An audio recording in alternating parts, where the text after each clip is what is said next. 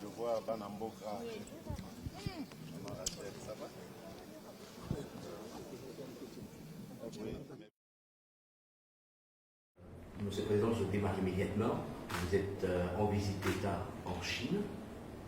Quel bilan vous faites de cette visite d'État et ce nouveau partenariat stratégique? En quoi sera bénéfique à la RDC? Bien. D'abord, c'est par rapport aux honneurs qui nous ont été réservés, l'importance qu'on nous a donnée. C'est vrai, vous direz que c'est une visite d'État, mais là, elle a eu un caractère particulier parce que la Chine a voulu envoyer un message de solidarité, de respect envers la République démocratique du Congo.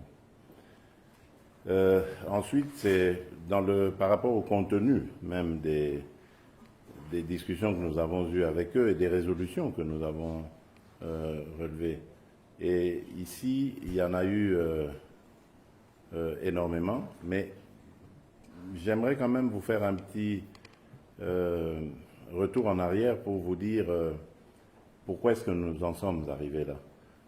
En fait, depuis mon accession à la tête du pays et lorsque j'ai été au fait des dossiers, je me suis rendu compte qu'en fait, ce partenariat n'était ni profitable à la République démocratique du Congo, ni profitable à la Chine. Les privés se font des moyens qui ne retombent peut-être pas sur la Chine, et de l'autre côté, la RDC n'a rien. C'était mauvais, c'est pour ça que je disais à mes amis chinois, mais écoutez, je suis votre meilleur allié dans le sens de laver votre image.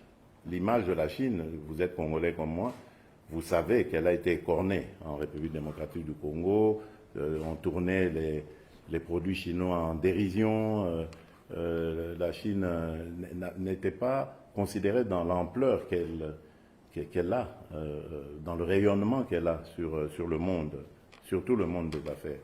Et donc c'est ça qui m'avait poussé d'abord à le remettre en cause, parce que charité bien ordonnée, commençant par soi-même, je m'étais rendu compte que nous n'étions en rien bénéficiaires de cela. Donc j'ai commencé le débat avec eux. Au début, c'était assez difficile parce qu'ils pensaient que j'en avais après les Chinois, mais je crois que le message a fini par passer.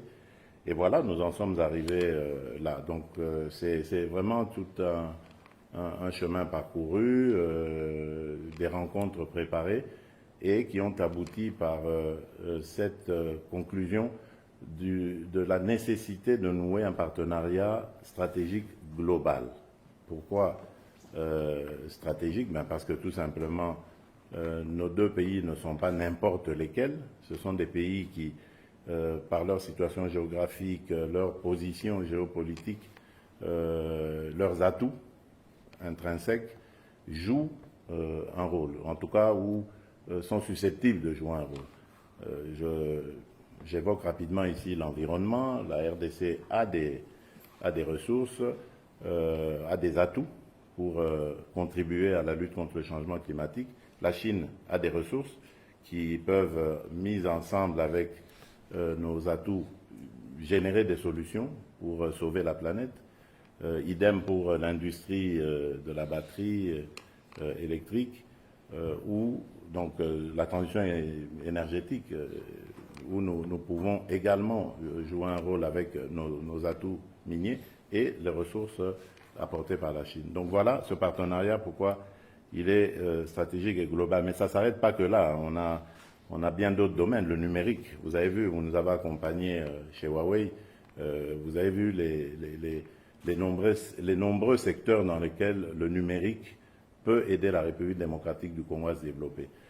Mon vœu, avant de venir ici, était, et c'était le message, je dis qu'on a préparé les choses, que j'avais fait passer, c'était, nous voulons, moi, mon ambition, c'est d'industrialiser mon pays, le développer. Et le développement passe par l'industrialisation. Et je pense que la Chine peut être un bon partenaire pour nous accompagner. Pas la seule Chine, hein, il y a aussi d'autres, mais la Chine était la plus prompte à venir et on ne va pas fermer la porte à un partenaire qui est disposé à nous accompagner. C'est pour ça que j'ai répondu directement à cette invitation me lancée par le président Xi Jinping qui m'a d'ailleurs vraiment impressionné parce que j'ai pu m'entretenir avec lui et lui poser des questions sur la manière dont il s'y est pris. Parce que vous savez qu'à plusieurs égards, nos pays se ressemblent. Nous avons connu, les Chinois plutôt ont connu les guerres intestines, ils ont connu des agressions étrangères, c'est le cas avec la RDC, ils ont connu la pauvreté et bien d'autres choses, et ils les ont résolues, en tout cas pour beaucoup de ces fléaux. Et donc c'était important de venir voir comment ils ont fait, avec plus d'1 milliard d'habitants, tandis que nous, on est encore à 1/10 de cela en démographie. Donc c'est possible de le faire. On peut rêver et on le réalisera. Et donc l'industrialisation est pour moi importante parce que c'est par là que le développement arrive. Et l'industrialisation commence par la transformation ou la création de la richesse chez nous. La création des chaînes de valeur des produits extraits en République démocratique du Congo doit se faire en République démocratique du Congo. Ça va créer de la richesse, ça va créer des emplois et ce sera bénéfique à notre économie. C'est ça mon rêve, c'est ça mon vœu et je suis prêt à tout pour y arriver. Et le bilan, il est positif, je vous ai dit. Nous avons fait cette convention et nous nous sommes mis d'accord pour aller très vite en besogne. Immédiatement à notre retour à Kinshasa, nous allons faire le point de tout ce qui s'est passé ici et en coordination avec nos amis chinois, nous allons impulser. L'ambassadeur qui est en poste, le nouvel ambassadeur qui va entrer en fonction très bientôt, va arrivé, et c'est lui qui m'a accueilli dans la partie Shanghai, Shenzhen maintenant, lui va arriver à Kinshasa la semaine prochaine déjà, pour vous dire, et il va vite présenter ses lettres de créance pour être immédiatement opérationnel. Donc nous sommes vraiment pressés de dérouler, vraiment, et pour le bonheur de nos peuples respectifs et de nos pays. Donc c'est tant mieux. Monsieur le Président, concrètement, quel soutien la RDC attend de la Chine sur le plan sécuritaire, comme il dit, pour pacifier la partie est de la RDC? Mais la République populaire de Chine est membre permanent du Conseil de sécurité. Donc parmi les P5, les 5 pays qui sont membres permanents. Donc, et elle dispose d'un droit de veto. Donc ça veut dire que c'est un pays dont la voix compte énormément. Et aujourd'hui, la Chine a en plus acquis de l'influence à travers le monde. Donc elle peut être un partenaire très important pour la recherche de la paix que nous souhaitons.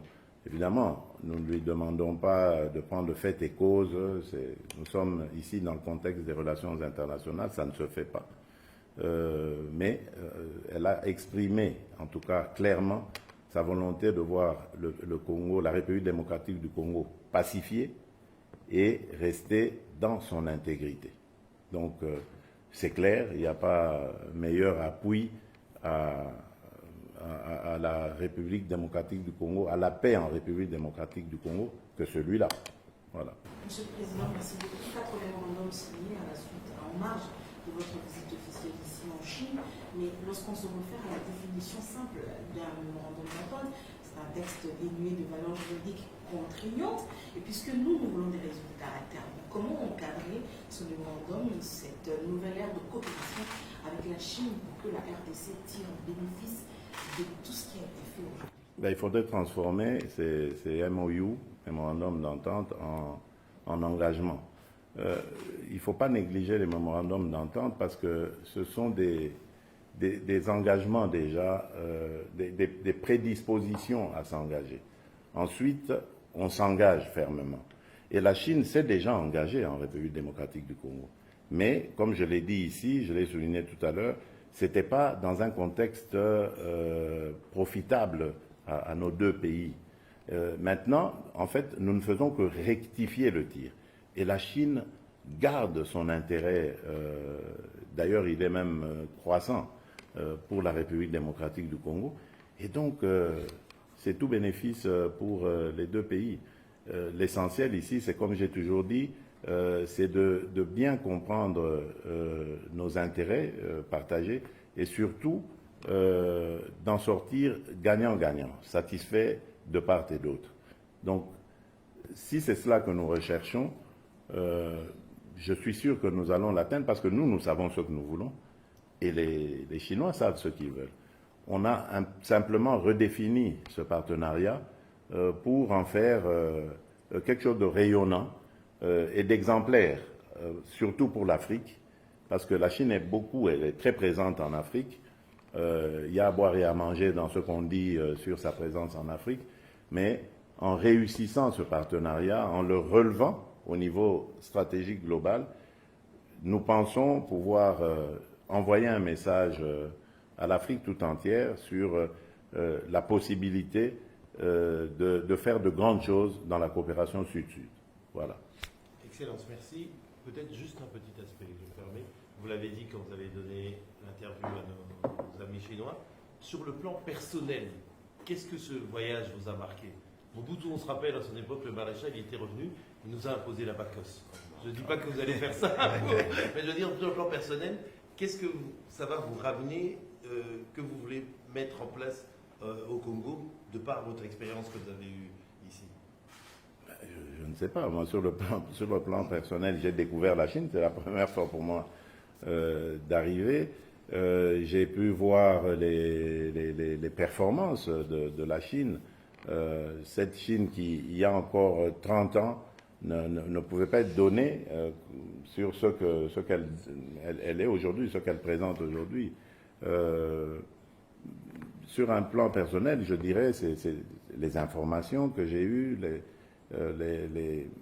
les expériences que j'ai vécues qui vont enrichir ma connaissance, tout simplement. Je n'ai pas envie d'aller refaire du moboutisme, même si c'est pas vraiment, c'est pas le terme approprié.